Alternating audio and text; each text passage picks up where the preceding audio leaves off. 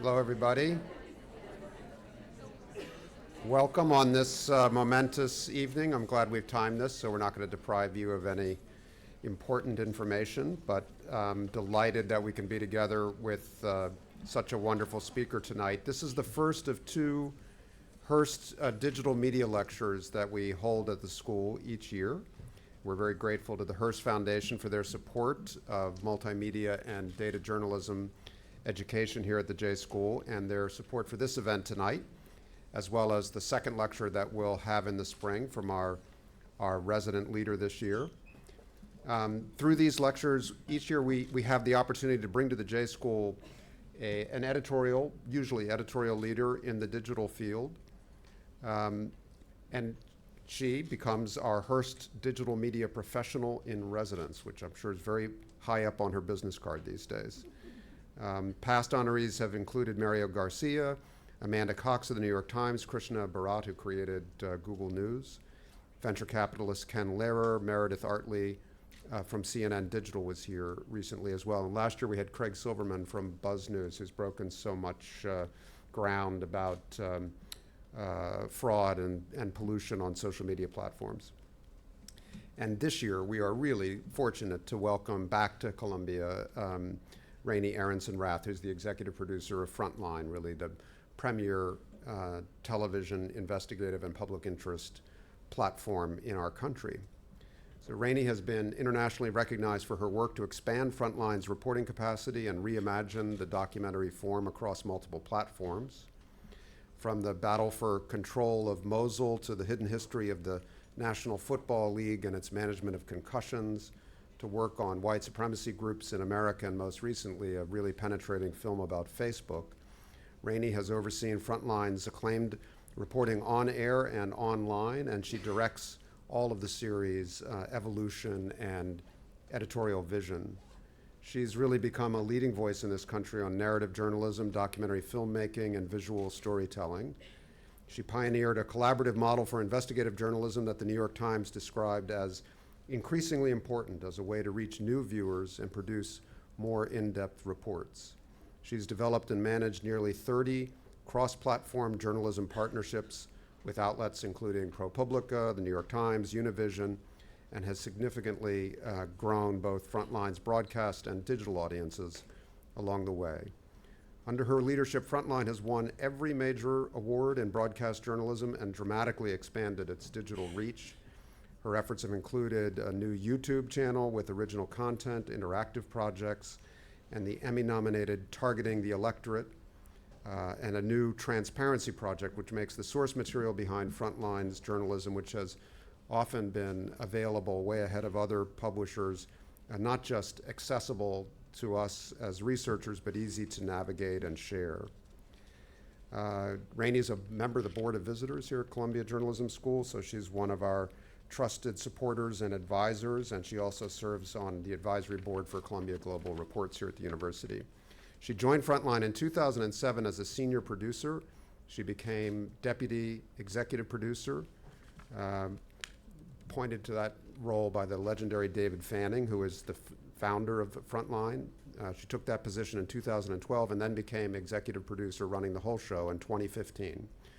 Before managing FRONTLINE, Raney produced several documentaries for the program, including News War, The Last Abortion Clinic, The Jesus Factor, Law and Disorder, and Postmortem. Prior to FRONTLINE, she worked at ABC News and the Wall Street Journal. She earned her bachelor's degree from the University of Wisconsin and a master's in science here at the Columbia Graduate School of Journalism. So make us proud, Raney. Welcome back. We look forward to your remarks.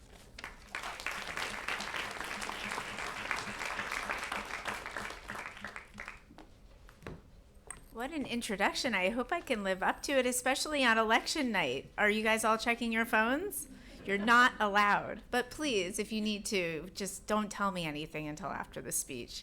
I'm so happy to be here tonight, and thank you, Dean Cole, and all at Columbia. What an honor to be here. And frankly, I was so pleased that a big legacy television show was actually given honestly an idea that we could be a digital cross-platform publisher to all of you. And leading Frontline right now is such an honor. And I have to say that to be considered alongside the other people who have spoken during this lecture series is really quite something. And as you'll see in the Facebook film, and I hope you'll take a chance and watch the whole thing, Craig Silverman and many of the others that he mentioned are in our films. They're big speakers, and they're people that we rely on for their expertise. So leading Frontline, we're now in our 37th season. That's pretty legendary and legacy. I think one of the biggest things we're working on now is to really transition into more of a cross-platform environment, and I want to show you some of the work we've been doing there. As you can see, we have Abacus, which is our Oscar-nominated film, and that was a really non-narrative film in the sense that we didn't have it narrated, but we worked with a terrific filmmaker named Steve James. Then we have The Last Generation, which is an interactive film. We have our podcast. We even have VR now. And then we have very visceral and important films that are told from all around the world that are more of the linear film type, like Mosul and a lot of the films that you are more familiar with at Frontline. I would say that some of the work I'm most proud of actually is the work we've done in interactive form about climate change. I think it's one of the most important subjects for us to tackle, and how you tackle it is crucial because getting people to pay attention to it is hard. And we've done a lot of work in VR, we've done a lot of work in interactive storytelling to get people to actually care and to understand what's happening to our climate. We use a lot of images in those projects to get people to really see the changes and to understand them. And in Last Generation, which I'll talk about more later as well, we actually talked to kids who are experiencing it firsthand. And I think just having children's voices on the screen and talking to us about what it's like to live through climate change and what it means to them was really arresting for a lot of people who saw it. So I'm really excited to also tell you we started a podcast series, and I know a lot of you, do you all listen to podcasts? You're all nodding. Good. I do too. And we started an original podcast series a year ago, and our second season comes out in a couple of weeks, and it's called The Frontline Dispatch. So how did we get to new story forms at Frontline? Well, I would say that for those of us who weren't born with smartphones in our hands, we all have a moment in which we realized along the way in our careers that we could no longer ignore what we called at the time digital disruption. Now everything is digital, but there was a time not too long ago where a lot of us in the legacy media were struggling with what does it mean to those of us who tell linear stories on television or in print, and what were we going to do and what were we going to bring to the table? So I'll share a story with you about how my life changed, and it was deeply personal. I have a daughter whose name is Mira, and she was 2 years old at the time. This is 7 years ago. And actually, my brother Ben is here, so he knows her well. And he also knows that she was really severely speech delayed. In fact, she had no words at 2, and that's pretty unusual. And so we were working with a speech therapist. And the reason this is important is because this young speech therapist said to me, listen, you know that thing called the iPad? Well, it was first generation and it was just out. Maybe we should use an iPad and see if we can unlock Mira's words. And I said, well, nothing else in the traditional speech therapist way was working. Why don't we try it? And I swear what happened to her was within a few minutes, using an iPad, I noticed something really profound. First of all, she was completely native to the environment. It was her first media experience. And the way that she touched and felt the media and the way she started to coo, and actually, you're nodding because you must have experienced this, right? The way that children experience these new technologies is actually quite beautiful, right? And she started to interact and actually talk through the work she was doing on the iPad. But that's not really the epiphany. The epiphany comes 6 months later, and it comes with her second media experience, which was television. So we don't put a TV on the house. I know that might sound strange. We're TV producers, but we don't have a TV on a lot. And so it was her first experience seeing television on, and I was so proud. It was PBS. I'm a PBS person. My daughter's gonna love PBS. I'm so excited. She's 2.5, almost 3. I'm allowed to show her television. So, of course, she's my daughter, so she would defy me. What she does is she gets really frustrated with the television almost immediately. She does not understand why she can't touch it, why she can't play with it, and why it's not talking back to her. She had no idea why we would have something like a television in the house that wouldn't be interactive to her. And I remember telling my husband later that night, like, I actually don't know what we do about this, but something needs to change at Frontline. The fact that my daughter was so unbelievably mad at the television told me something about where visual media was going. And remember, this is 7 years ago, right? So a lot of this we take for granted. But back then, those of us who were in linear film were really starting to wonder, what are we going to do? And she certainly told me we had to do something. So the next morning I walked into my newsroom, and I have an incredible head of digital media at the time. His name is Andrew Golis. He's no longer with Frontline, but he's running Vox, so he's doing just fine. And he was a big influence on me at the time, and I told him the story about my daughter. And his face went completely from ashen to completely bright. And I said, "What is going on, Andrew?" And he said, "Oh my God, you finally get it." So he'd clearly been a little frustrated with the leadership at Frontline until that moment. And the great news is we were able to move pretty fast to understand what did this mean. So what did I do? So I decided in my role at Frontline that because I'm a filmmaker by training, and as Steve mentioned, I really have produced and directed a lot of films, and it was really the way I was trained. It was something I cared deeply about, was linear storytelling, and I really love the documentary form. So what I decided to do was get a bit out of my comfort zone and go back to school. But remember, I'm the deputy executive producer of Frontline at the time. So it's not really easy to tell your boss, David Fanning, so I really think I need to go and play a little and understand these new forms. But the great news is, in the headline of why we were able to change, is he said, go. And he said, not only that, go and learn everything that you can and tell us what you learn. We want to know. He was really authentically curious about what I would find. And so I became a fellow at MIT. I could really only leave the office once a week. He wasn't that generous. I still had to do my job. So I was a student on top of being the number 2 at Frontline. And I have to say, coming to Columbia was intimidating. Going to MIT was a whole other level of intimidation. I remember a moment inside MIT in a lecture in which I realized that there wasn't one single person in the room I understood exactly what they did. So what I did is I became a reporter. And I just would say to them really openly, what do you do and what do you study? And when I didn't understand what they said, I asked them to tell me more. And I think that's really my biggest lesson in life so far, is that if you don't know something, all you have to do is be curious and start to ask questions, and then you'll know more. And every time you ask a question, you'll feel a little more confident. And that's what happened to me. So by the end of the year, I was feeling pretty confident. Actually, MIT was asking me to actually moderate panels at MIT about the future of storytelling.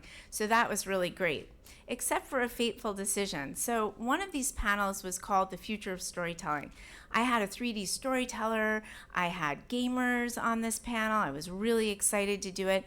And I invited now my son. So he's 8. He's very precocious. He's really into robotics. And I said, why don't you just come along, Arjun, to the lecture? You might not be bored by everything else I do, but maybe in this one lecture you'll be interested. So I brought my 8-year-old to this lecture. And again, it's pretty much like this, it's pretty packed hall, filled with MIT students. And I feel great. I'm not even paying attention to my son. The panel goes terrific. I had all the right questions. And then I noticed at the very end, there was about 5 minutes left, and I noticed my son's hand was up. Okay, are any of you parents? All right, well, you can remember being parents, being kids. Well, if you're a parent, you're excited your son raises his hand, but you also have a little fear because you're wondering, what's your 8-year-old gonna ask? It could be anything, like truly could be odd. But what I was really nervous about was it going to be relevant to the panel? And I was pretty sure he was going to ask the other people on the panel, because there were 2 gamers. There was a guy from Oculus on the panel. I mean, there is a really amazing guy named Dan Funk Dennis from, a 3D storyteller who kind of changed my life in visual forms. And no, the question was not for them. The question was for me. And the question was this: Mom, I actually looked this up later because it got tweeted just to make sure I had it right. Mom, why can't you create something closer to Minecraft or a video game where people can just explore Frontline instead of just watch? That's what we, young people, like me, not you, like to do. So it took me a little aback. I mean, that's not a great thing to hear from your son, but actually his question was really a crucial question, what I had been struggling with all year. And as I was trying to compose myself, I looked around the crowd, and within seconds the crowd erupted into laughter, and they were in fact clapping, not for me, but for my 8-year-old. So this is a great moment for him, and for me was a wake-up call. It wasn't a wake-up call like, okay, now I take Frontline and make it into Minecraft. It was more a wake-up call that there had to be a way to tell serious stories like we've done in a way that would resonate with a younger generation of people who are hungry for intelligence and for narrative storytelling. I just had to believe it. And so he gave me a bit of an encouragement in public, and it got my attention. So even, of course, with all the expansion that we've had, and it's really significant, I would say The Last Generation, one of the projects I'm most proud of, again, was an incredible project that was led by our digital team and a filmmaker named Michelle Meisner, who has such care with every project that she does and produces. And she went to the Marshall Islands, and it was really fascinating what happened to her there. She came back with some footage, and we looked at it, and I said, you filmed with children, and these are children who live on the Marshall Islands who are really being told by scientists that they're probably the last generation to live there. That's a really emotional thing for a child, especially children who really feel that this is their home. And having children myself, I can say that home is really meaningful to them. I said to her, I just don't think it's a documentary film. I think we'd have to send you back multiple times to really get a narrative. And instead we decided to take these stories and put them in a forum that was a bit different. And we included a lot of the project has to do with a lot of climate change research, but also has to do with an interaction between video and text. So a lot of the interactive projects out there are text-based with video. The difference here, and I encourage you to look at it, is this is a video-based interactive. So it's video first, and second comes text. So take a look and tell me what you think. I mean, we're really open. This is an iterative process, and I really truly mean that. If you see this and you think parts of it are funky, let us know, because we're really in the process of trying to make these better. So even with these projects, of course, Frontline is known for its films and documentaries, and we still make 26 a year. We're a major television show. It means millions of people watch us actually in television as appointment television every week that we air, and that's really encouraging. And we also have people who stream us. And the other great thing about Frontline, which is really about public television and less about Frontline, is that Frontline's available to the public on its website. So we're one of the only high-quality news offerings that you don't have to pay for. You can come and you can see us. In fact, our library is over 200 films now that we continue to, we actually say that this library of films is as important as anything to keep vital and to keep our rights available so people can watch them over time. But the film I think is most relevant to the discussion tonight is The Facebook Dilemma. I hope some of you saw it last week. If you didn't, don't worry, it's streaming, as I said, and some of you are nodding, which is great. Those of you who haven't seen it, I really encourage you to, because all of us who are publishing now and using Facebook and other platforms should be aware and know about these platforms. And so I'll just share a trailer with you guys so that we can get going on to a discussion about Facebook. What's it been like for you to kind of come out of the tech shadows and talk these days? Being a whistleblower isn't any fun.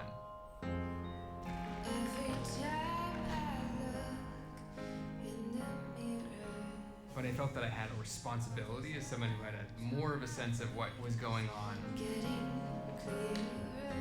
Having worked at Facebook, having seen how they operate,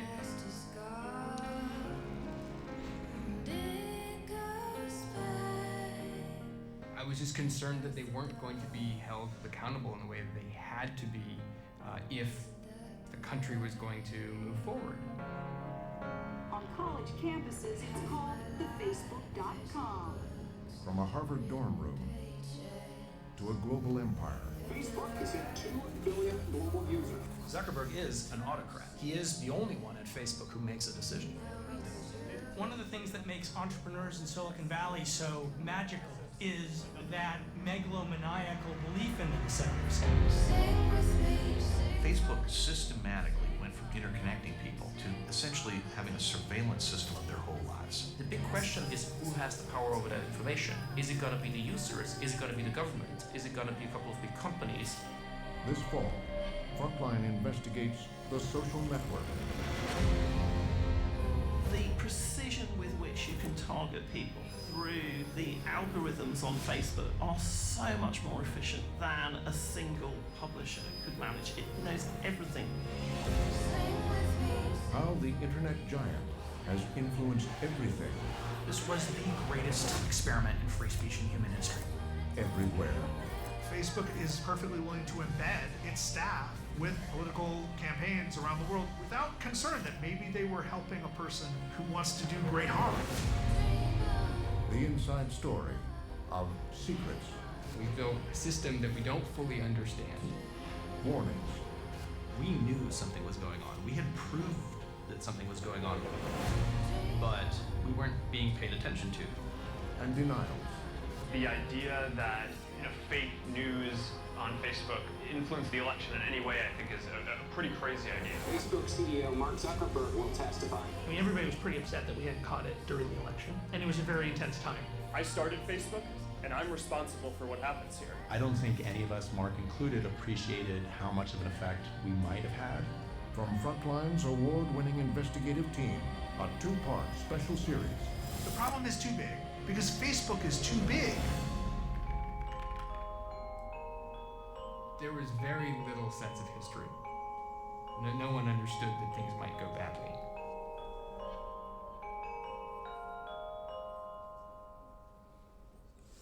So I hope you can watch the whole thing because it's worth a couple of hours of your time. It certainly, for us, we took a year to report on Facebook, was a complicated reporting effort, and I'm going to talk a bit about that tonight.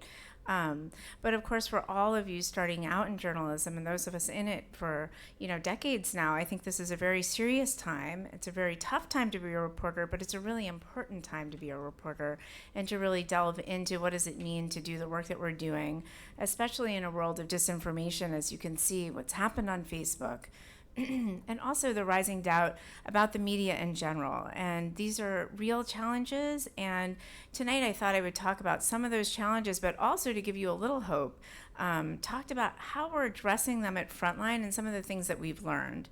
But before I do that, I want to give you a little framework for how I actually ended up in journalism.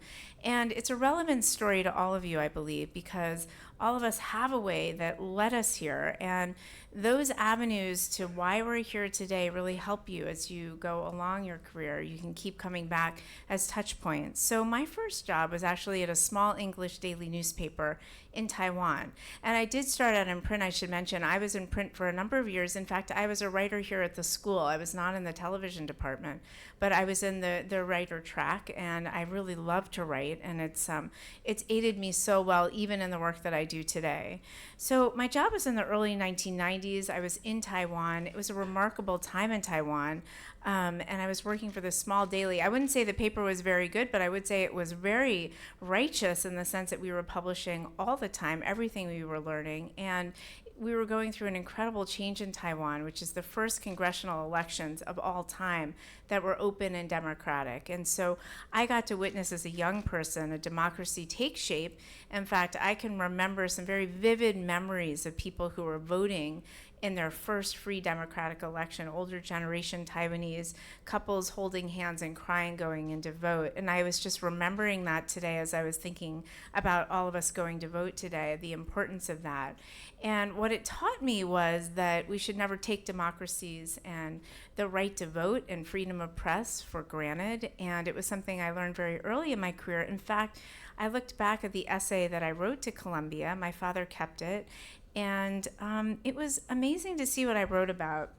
What I wrote about, and believe me, I was green, right? I was just a couple of years in, and I was working overseas, but I wrote very confidently that I said that I believed American journalists understandably take the idea of a free press and democracy for granted. And I said, but actually, we need to be ever vigilant to protect a free press. And the only people who can protect it are young people, because young people need to enter the careers of journalism take it seriously and continue the tradition. And so I guess that rang true to the people in the admissions office, and they said, yes, come, which is great, and I know you can all relate. I actually heard while I was in Taipei that I was going to be coming to Columbia. It was a really special moment. And that conviction that I had then is actually true now more than ever. It was really interesting to go back and read those words and to really understand that even back then, as I watched what was happening in Taiwan, that it had resonances to today. And, in fact, of course, over the last couple of decades, I've been to the school many times. And I have to say the thing that I've been most encouraged by is that, well, Columbia has really moved into the multi-platform environment and really teaches you guys in a way that's very different than I was taught. I really do appreciate that the school is still stuck very true, as Frontline has, to journalistic tradition and to ethics and standards that I believe if we all follow will be our North Star and will be the way that we prevail in the world of journalism. It's the only way that I can see us prevailing, and I do think that if we all collectively do it together, that we do have a lot of hope. But of course, today takes on special significance. And I watched as people all across the country went to the polls. They're shaping the future of our country, and you're all part of that as well. I wanted to share, though, that, of course, while we're all actively becoming journalists, that I do believe the attacks on the press are serious. And I think that we need to look at those attacks as well as the rise of hate and the fact that we're increasingly divided. And as I talk tonight, I'll talk to you a bit about how I see that through the prism of Frontline, but also through my own life. And some of this criticism, of course, is coming from the very top. You're very aware of these tweets, I'm sure. The president has tweeted, among many things, don't believe the mainstream fake media, as he calls us. And he often calls us the enemy of the people, amongst many other things. And you can read these for a moment, but you're probably pretty familiar. I took a lot of inspiration, though, when the New York Times published this with a big nationwide push with many other newspapers. And I wanted to read some of this to you in case you missed it, but also if you did, to remind you, because I found it helpful context for me, for what's going on now, but also that there's some history here that will help ground us as we continue to do our work. They wrote, in 1787, the year the Constitution was born, Thomas Jefferson famously wrote to a friend, were it left to me to decide whether we should have a government without newspapers or newspapers without a government, I should not hesitate a moment to prefer the latter. Well, that's how he felt before he became president anyway. Years later, he would describe the press as a polluted vehicle.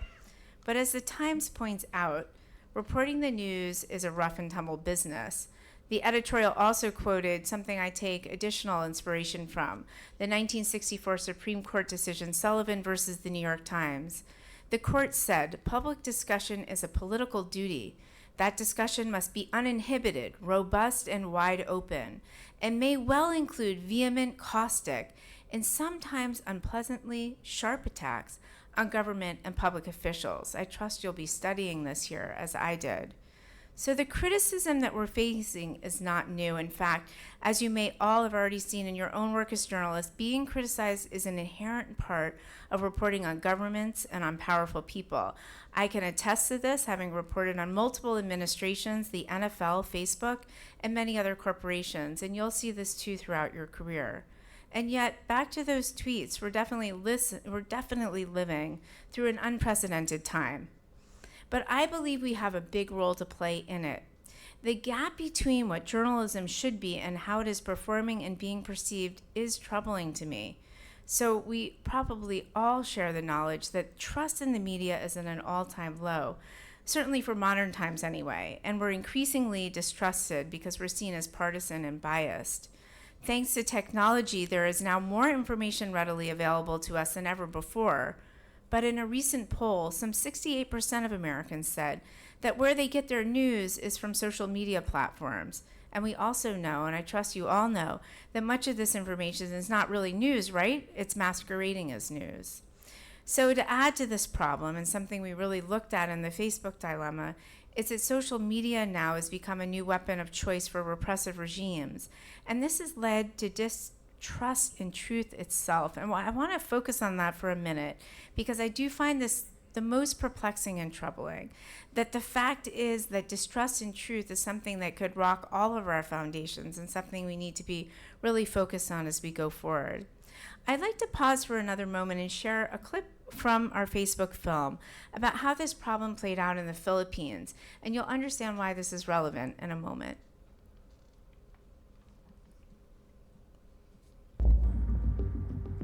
But by 2017, Facebook was being accused of not focusing on other serious issues in developing fragile democracies where the company had expanded its business. Countries like the Philippines, where almost all internet users are on Facebook, and problems had been mounting. In a year, I probably met with more than 50 different officials, high-ranking officials, including Mark Zuckerberg. I wanted them to know what we were seeing, I wanted them to tell me what they thought about it, and I wanted them to fix it. Maria Ressa, who runs a prominent news website, says she had been warning Facebook since 2016 that President Rodrigo Duterte was using a network of paid followers and fake accounts to spread lies about his policies and attack his critics. The UN has branded his war a crime under international law. Especially critics of his brutal war on drugs, which has taken an estimated 12,000 lives. Human Rights Watch is called government-sanctioned butchery. President Duterte was targeting anyone who questioned the drug war, anyone who questioned the alleged extrajudicial killings, anyone on Facebook who questioned that would get brutally bashed. We're protected by the Constitution. We've been stripped of those protections online. Ressa herself would eventually come under attack. They were attacks on the way I looked, the way I sounded, that I should be raped, that I should be killed.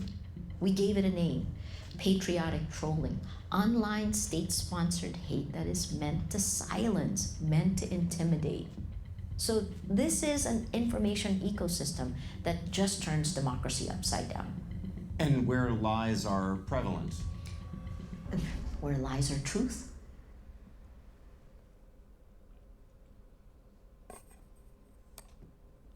I'll be out of the dark soon, I hope. That was not meant to be ominous, the dark. Yeah, where lies are truth. So clearly that's something that really resonated with me and was the most chilling moment actually in the whole investigation that we did, was this idea that truth gets turned upside down on these social platforms, and what is it that we need to do to combat that. I think that, of course, this is not just happening in the Philippines. We've reported on this. It's gone on in many countries, Saudi Arabia, Egypt, the list goes on. And even more ominous, and I'm sorry to be this ominous, but it's really important that we all know this. These platforms are being used, of course, for full-blown disinformation campaigns on top of all of that. So back to our Facebook film, our reporting has shown, and we did this work with Dana Priest, the very amazing but also Pulitzer Prize winning reporter who's reported a lot on the intelligence community. She worked with us on this film. She uncovered that as early as 2014, there were warnings given to Facebook about their platform being used by Russian troll farms to sway the elections in Ukraine. So in fact, that Facebook was aware of these from internal warners was something that we looked at in the film. And this was, of course, the playbook that they used in a prelude to the interference in the US elections in 2016. So in my mind, the major takeaway here is that by undermining the legitimacy of news sources and truth and facts, the existence of an objective reality can be disputed. And that's why Maria Ressa from the Philippines is really my hero, frankly, because she spoke out so publicly about this and to Facebook. It's why she's my hero, and also it's why her words have staying power with me. So it's a warning to me and to all of us, I do believe, to pay attention to this new dynamic, which is now in our own country, of course, because of course this is not just a foreign affair. It's right here at home. So some of you may have seen 60 Minutes' Leslie Stahl's interviews with President Trump over the years. But interestingly, a few months ago at the Deadline Club in the city, she was speaking about something the president said to her before she became president, and while the cameras were not rolling. She said, quote, that he had a reason for talking about us to others. He said, "Discredit you all," was his point. And his idea was to demean us all so that when you write negative stories about us, no one will believe you. In other words, he was working on a way to discredit us so that people wouldn't believe us. Now, whether this is full intention, I do not know. I wasn't the person doing the interview. But I do know that this is sobering stuff and a massive challenge to all of us. Again, I'll read this quote because I think it's important. And she said this herself a few months ago. My idea was that he told me to discredit you all and demean you all so that when you write negative stories about me, no one will believe you. Again, it's taking truth and turning it on its head. So for some of us at Frontline, this has been sobering, but it's also meant that we have decided at Frontline to really commit to the values and passions that got us into journalism in the first place.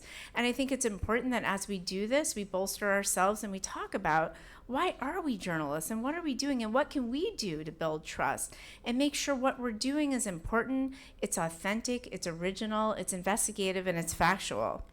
So I want to share a little bit about where my upbringing helped me understand how important it is to not just talk about facts, but to also talk about a robust debate in our work and not have it become increasingly partisan. So I was actually brought up in a very small rural Vermont town by my mother and stepfather. We moved to this small town when I was 8 from a mid-sized city in Vermont. At first it was a huge adjustment. I'll say moving into a town that had less than 1,000 people in it was really quite something as an 8-year-old. It was also, interestingly, as I look back, the first political bubble that I experienced, and it's not probably what you think when you think of Vermont. So this little town was actually a political bubble. It was a conservative bubble inside a progressive state. And conservative ideology was the town's politics. And going to the rural public schools as one of the only newcomers, in fact, I really was the only one, I found it hard to find a voice. And I certainly couldn't discuss ideas that were being discussed at home or when I would visit my father in Boston. Those ideas were off the table. The conservative ideology was a rule of the town. But then something really extraordinary happened to me, and thank God it did. It happened in high school when I joined the debate team. Are any of you guys debaters? Yeah, right on. Okay, a lot of debaters go into journalism because, of course, it's a really wonderful tradition of us really learning how to argue both sides, and I can see you nodding. So what happened in this small town was that we were forced to get outside of our own ideologies to debate each other. In a sense, this is when I really started to hone my investigative journalism skills. If I was going to win a debate, I had to have facts to back up the argument, and I had to take on each side with information and not just polemicism. And of course, I wanted to win, right? We all want to win. So our coach, luckily for us, our coach was allergic to partisan ideology. And anytime any of us went into polemics, she would stop us cold in our tracks and say, you can do better. And this idea had a huge impression on me as a young person, and it stays with me to this day. And in fact, it was such an intoxicating process. When I became a journalist, I really realized that it was not to report inside a silo, but it was to break barriers and to report with deep curiosity in a clear-eyed way both sides of a story. And I did it with an argument that had facts and investigative journalism behind it. And that's been the method my whole life. In fact, that's precisely why I joined Frontline. Some of my best memories are from my early days of producing, and one of my films was about abortion. Actually, right there, one of our films was about abortion. And you can imagine, you don't have to, right. The darkness. So one of my films is about abortion politics. And of course, that's a really heated argument and issue of any time. And at the time, it was definitely heated as well.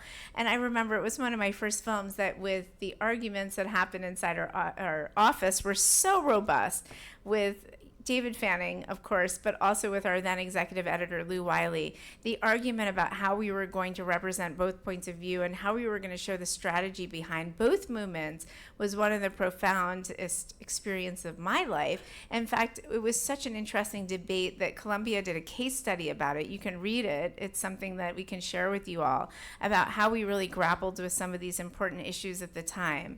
And of course, this was well before the 2016 election and social media bubbles, but we were still really concerned about how do we create programming and films that allows for diverse points of view. And as you know from my upbringing and from my point of view, that's the most important thing we can do. So this really got my attention, obviously, when the 2016 election happened, and I was now the executive producer of Frontline. And as the election unfolded, a lot of us in the office, and especially myself, because we were such early adopters to digital and to Facebook, and we published actively, my team and I started to look hard at a question that I hope a lot of publishers will now do, which is the question of, are we part of the problem or are we part of the solution? And naturally, my first question was, were we part of the bubble even? Were we publishing into a bubble? Were we publishing into a silo? Were we just speaking to one side of an argument? And of course, that's not our goal. So now that I'm running Frontline, of course, I really felt that I was responsible here, and I wanted to make sure of two things. One, I wanted to make sure that I hadn't contributed in some way to putting us into a silo. And two, I wanted to uphold that righteous and really important debate that I had experienced as a producer. And I wanted to make sure that Frontline survived as a place where multiple points of view could be represented. So we started to look at our audience, and an interesting thing happened. We have three audiences at Frontline. One is those who watch us on television still. They turn on the TV. Do any of you do that?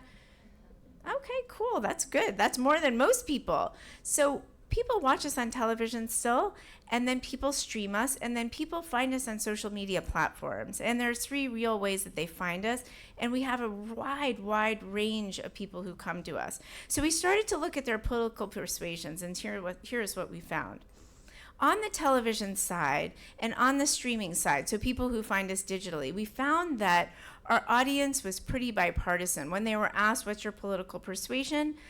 They were pretty equal. About half said they were conservative and about half said they were liberal. So we were feeling pretty good. And we thought, well, we could just stop there, but maybe we should look to see what had happened to our content and our work that we were publishing natively onto the Facebook and Twitter and onto other platforms like Instagram. And what we found there was troubling.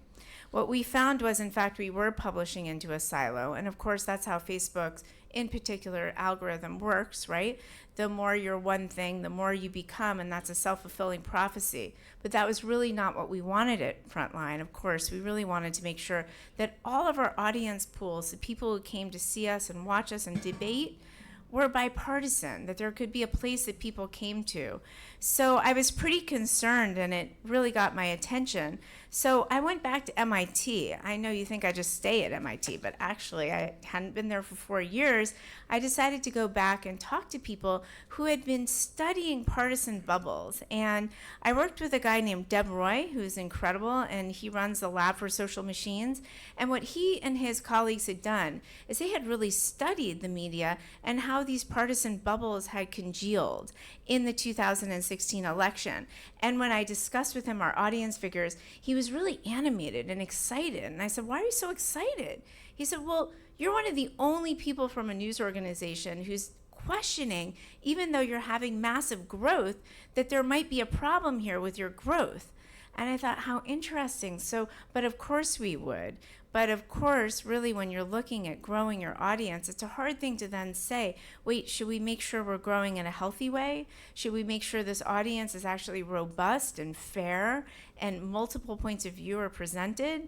And so we found, actually, as we studied us further, that just like everything else on Facebook, we really were in a silo, and we had to figure out how to break it. So for the past year, Deb and I have been working closely together with a number of engineers and people who know how to basically, and I say this not too lightly, hack ourselves so we can write our path on these social media platforms. We're about 2/3 of the way through the research, and I'll share with you in the spring some of the results of that, because I think if we can figure out a way to publish more healthily on these social platforms, that will be a lesson for all of us who are actively publishing. So as we've been studying this, though, I was pretty worried. So I decided to do a couple of things, and this has really changed the path for Frontline, and I think it's an interesting lesson for all of us as we publish, that we decided that we would stop publishing our original content on Facebook while we figured out what was actually happening on Facebook. And we saw a really interesting thing happen. we started to talk about our original journalism on our website, which is kind of a retro thing to do, right? To say, hey, you might find out more on our website that's deep and very investigative, and you might actually have an experience there that's intellectual, that would get you to think outside of your bubble. We started to message this to our audience. And what we found was that our audience came. So Facebook, of course, is designed to keep you on Facebook, right? So we didn't know what was going to happen. And my audience team was, I have to admit, nervous. They were concerned that our Facebook numbers would plummet. But instead, our Facebook numbers have actually held steady. And what's really amazing is they're our top referral now to our website. What we've seen on our website is also extraordinary. We've seen this incredible surge of people watching our long-form films. Of course, there's a hunger for intellectual and deep reporting right now, but it's also because we've been talking to our Facebook audience in a different way and saying to him, you know what, it's not okay to be over there in one silo. Come over here and see a diverse points of view and try to challenge yourself a bit and get out of your own bubble. And it's been working. So we had a 55% increase in the streams to our long form films this year. And that's a huge benefit to the series overall because, of course, that's the game we're in. We're in this game of deep, investigative, and original journalism. And I think for me, the most important thing is if we can keep true to that, then we have a chance. So I wanted to share this with all of you as you're embarking on your journalism careers, that as we were looking at trust and how to bolster our trust, we decided to look beyond Facebook and ask some questions about, well, why aren't we trusted? And here's some of the information. The people who do trust news organizations say that nearly 2/3 of them anyways say it's because of accuracy, it's because of transparency, and it's because of not the essence of bias. And that was something that we really focus on at Frontline, making sure the sense of bias is not in our work, that we're really trying to iron out the fairness and that we work together as a team to do that. And that's something that we work daily on, hourly on, minute on. We're really, really engaged in making sure our work lacks bias as much as we possibly can. We have a benefit that PBS is trusted, but beyond that, we found that when we talked to our own audience about what resonated with them, it really had to do with this idea that we were crossing barriers, we were bringing in voices that they don't usually hear on cable, and that we were really trying to have a conversation instead of a fighting match. And I think that's really important. But we decided to go a step further and really look at transparency. And Dean Cole mentioned this, but one of the biggest efforts we've made is with Phil Bennett, who is our special projects editor, who's been working alongside me to figure out, so in addition to making sure that the work we publish is really factual, investigative, and lacks bias, we've been looking at how can we extend the universe of what we do. He also mentioned we have a history here, and of course Frontline has a really amazing history of publishing transcripts and deep content websites that go back actually to the very beginning of the internet, I'm proud to say, again led by David and the other people at Frontline. They really believed that we should open up our archive instead of be protectionist. So I want to share with you, we actually made a trailer of it just to make it more interesting. A bit of what we've been doing on the transparency side. And what we decided to do is a big project around Putin's revenge, and we're just about to publish something on Facebook, which I'll make sure is shared with all of you. So let's take a look at this, and then we'll have some questions, which will be wonderful. Now you can see what we've seen. It was quite clear to me that we were seeing a campaign on the part of Russians. Hours of reporting. And to create chaos with the political system of a major Western democratic country. From everyone we interviewed. This is the first time they have gone out and weaponized that information against the On the record, at your fingertips. And by the way, the Russians aren't going to stop. If anything, their experience in our 2016 election is going to... The Putin Files. The complete archive from Putin's revenge. Part of Frontline's Transparency Project. So I hope you'll take a look at that, because this is a shareable archive. In other words, you can share it with your friends. You can also really go into these interviews. And I'm really proud to say that some of these videos have been seen up to 2 million times. So people are clearly hungry for the longer form work we're doing, but also the depth of what we're doing. So I would love now, thank you for listening, to hear any of your questions and hear your concerns. And I'm here after as well. And you're supposed to come to the microphone.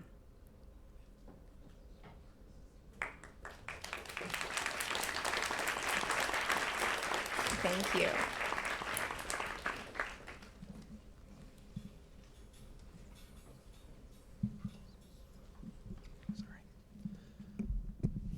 Your comment about your child's response to the television made me wonder whether or not you saw, as part of the mission of news media in the 21st century, in sort of encouraging democratic discourse, as not just keeping people informed, but in giving them a sense that social institutions should be responsive to them. Yeah, I mean, I definitely thought that one of the things we had to do a better job of is opening up the universe of the work that we're doing. In fact, part of the Transparency Project is that. So it's saying that here's the archive of what we do, but it's searchable and findable. In other words, it's not a static environment. So to answer your question, absolutely, yes. Yeah, thank you for your question. Oh, and tell me your name, please. And yes. Hi, thank you for coming. My name is Melody, and I was very interested when you said about the emerging using the emerging technologies into including like 360 and VR into some of the projects. My question is that so we did see like I think from like last year, like 2016, 2017, we saw a lot of like a surge of news outlets trying like 360 journalism, VR journalism, but then after a while, then the tone kind of phased out, and then like some of the news outlets like completely got rid of their departments in VR and 360 journalism. I was wondering how you see the trend, like the future trend of this type of journalism, and how how you could incorporate it into journalism. So I think, to be quite frank, journalistic VR is very difficult to produce. I mean, and when I say difficult, I make film, so I know difficult. But it's very difficult. It's like 100 times more complicated. However, why I felt that Frontline needed to have a seat at the table was because I was concerned that as VR was starting to come into the nonfiction space, so in storytelling, but in the journalistic fashion, I wanted to have a voice in that. And so what I really focused on was journalistic standards in that space. So we just published actually a whole list of journalistic standards, because what I found was that when you're working with computer scientists and gamers and people who don't have a journalism background, they can do the most extraordinary things, but they're not actually real, right? And they think that's fine until they start talking to a journalist. So one of the things that we did is really lean in with these folks and say, hey, you can't do that. I'll give you a great example. We had a scene, and the first time I saw it, there were no seagulls in this scene, right? It's a climate change film. And the second time I saw it, there were seagulls. So I thought, like, am I going crazy? Like, did I just not see the seagulls? And I thought, well, does Greenland even have seagulls? My head is like, what am I doing here? And it turns out they had put seagulls into the environment because it was more interesting interactively to have seagulls. I said, right, so let's just take a moment and talk about journalism. And it was a great moment for them and also for me to remember we have to be very vigilant. We can't assume that people understand what journalism is. You have to actually explain it to them, especially if they're not trained like we all are. So my guess is that we do less, but that in the end game, there will be journalistic VR when it becomes more affordable and more accessible, but we should be there now, at least in part, to set the stage for journalism to thrive. Okay, cool. Thank you so much. Hi, my name is Cynthia. Hi, Cynthia. Nice to meet you. Nice to meet you. So earlier you mentioned when you were asking some of your audience some of the qualities about Frontline that they really appreciate that sort of tie into sort of core journalism tenets such as accuracy and transparency and lack of bias. I was really interested in the accuracy metric because, like we sort of talked about, we've been talking about in our ethics classes, for example, it seems as though in the current political climate, there doesn't seem to be as strong of a shared reality as of what accuracy is, and a fact isn't as convincing to some audiences as it is to others, or it's contended in a way that it hasn't been in the past. So right now you said you're doing research when it comes to like Facebook and other social media silos and stuff. How are you breaking out the metric of accuracy, considering how that word has a whole new connotation now?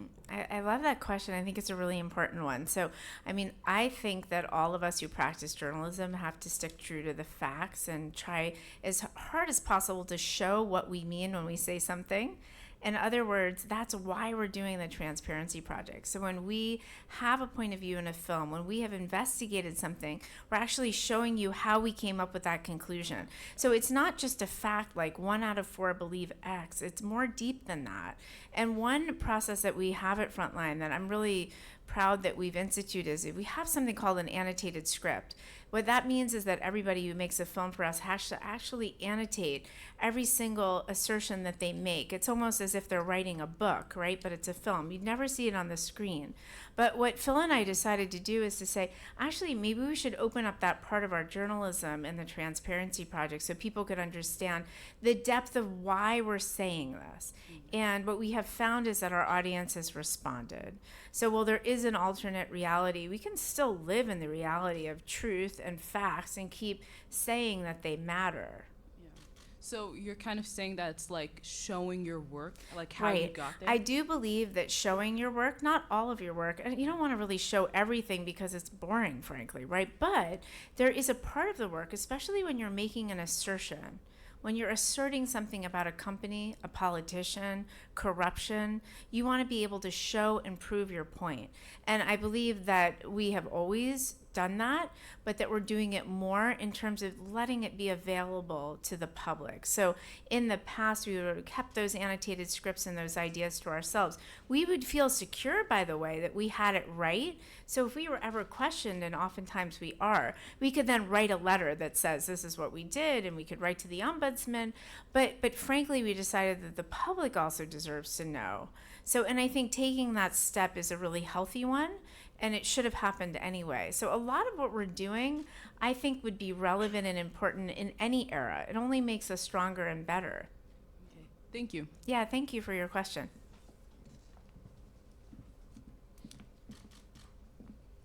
Sorry. Hi, I'm Shrey.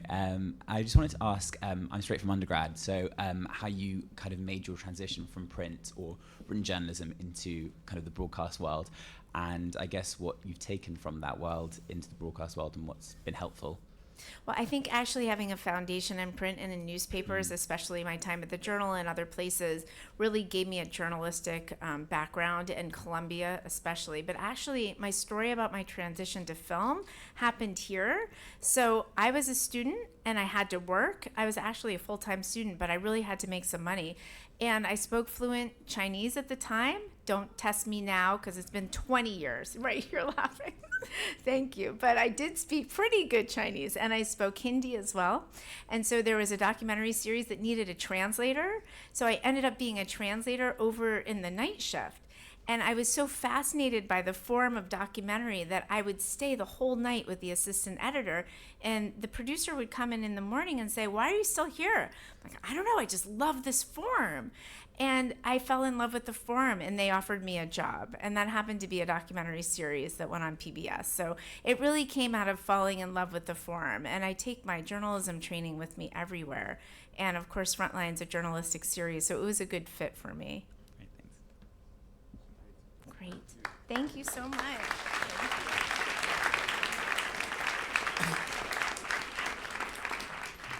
Thank you again, Raney. Always great to have you back here. We have a reception down the hall in the World Room for those of you who want to wait until 8 o'clock to turn on cable television. The best tweet I've seen so far is somebody said, waiting for election results is like waiting for a grade on a group project. I know I did my part, but I'm afraid everyone else is a screw up. So we'll see you down the hall. Raney will be here if you want to introduce yourself.